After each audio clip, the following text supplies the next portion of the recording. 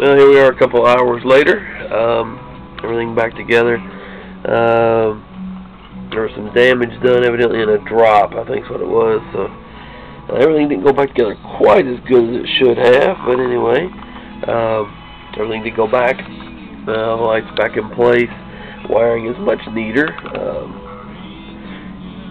Didn't move any of the lights, just wired everything back up.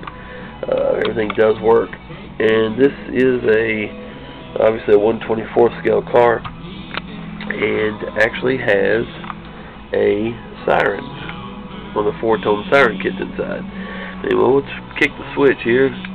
Also replace the switch with a smaller, little small switch here, slide switch. Everything is in operation now.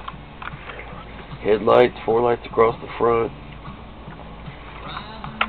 4 lights on the package tray along with the 3 that are up top, and of course, siren. 4 tones.